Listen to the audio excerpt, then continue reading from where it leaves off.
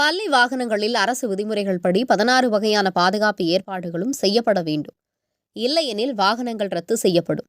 பள்ளி வாகன ஆய்வின் போது விழுப்புரம் மாவட்ட ஆட்சியர் சி. பழனி எச்சரிக்கை. இன்று விழுப்புரம் மாவட்டத்தின் தனியார் பள்ளி வாகனங்களுக்கான பாதுகாப்பு குறித்த ஆய்வு நடைபெற்றது.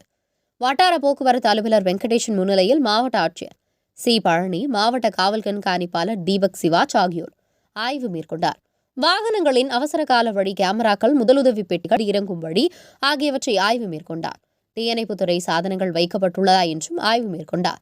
இதனைத் தொடர்ந்து செய்தியாளர்களை சந்தித்த மாவட்ட ஆட்சியர் சி. பழனி, விழுப்புரம் மாவட்டத்தில் 523 வாகனங்கள் உள்ளன.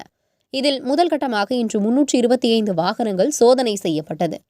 அனைத்து வாகனங்களும் அரசு வழிகாட்டு நெறிமுறைப்படி அனைத்து பாதுகாப்பு சாதனங்களையும் வைத்திருக்க வேண்டும். அவ்வாறு இல்லாத வாகனங்கள் மீது உரிமம் ரத்து செய்யப்படும். மேலும் புதிய தமிழக அரசின் வழிகாட்டுதலின்படி ஒவ்வொரு வாகனத்திலும் பெண் உதவியாளர் ஒருவர் பணியமர்த்த வேண்டும். இதனை அனைத்து பள்ளிகளும் வரும் ஜூன் மாதத்திற்குள் நடைமுறைப்படுத்த வேண்டும் என்று கேட்டுக்கொண்டார். உடன் வட்டார போக்குவரத்து ஆய்வாளர் மாணிக்கம், கோவிந்தராஜ் உள்ளிட்ட அரசு துறை அதிகாரிகள் உடனிருந்தனர். உங்கள் பகுதியில் உடனுக்குடன் முக்கிய செய்திகள் உங்கள் விரல் நுனியில் காண எங்கள் தவசி நியூஸ் 24 சேனலை காண தவறாதீர்கள்.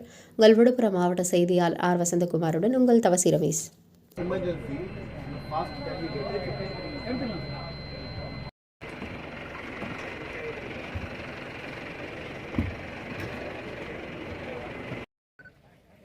நிறைய வண்டியில் வந்து ரைட் சைடில் வர மாதிரி சார் கொஞ்சம்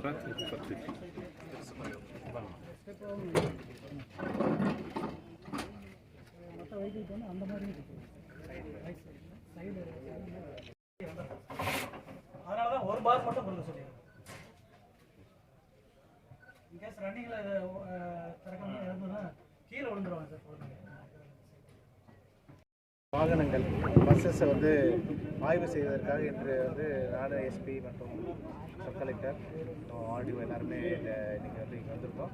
நம்ம மாவட்டத்தில் வந்து 3 ஆர்டிஓ லிமிட் இருக்குது. விழுப்புரம், திண்டிவனம், செஞ்சி, மொத்தம் 129 பள்ளிகள்லேருந்து மொத்தம் 523 பஸ் வாகனங்கள் வந்து இன்றைக்கி ஆய்வுக்காக நம்ம செய்ய வேண்டியிருக்கு. இன்றைக்கி மட்டும் 325 வாகனங்கள் வந்து ஆய்வுக்காக வந்திருக்காங்க. இந்த வாகனங்கள் வந்து பள்ளி மாணவர்கள் செல்வதற்காக உள்ள அனைத்து அரசு வழிகாட்டு முறைப்படி அனைத்து கைட்லைன்ஸ் பிரகாரம் உள்ள சேஃப்டி ப்ரொவிஷன்ஸோடு அந்த வாகனங்கள் இருக்காங்கிறத நமக்கு ஆய்வு செய்தோம்.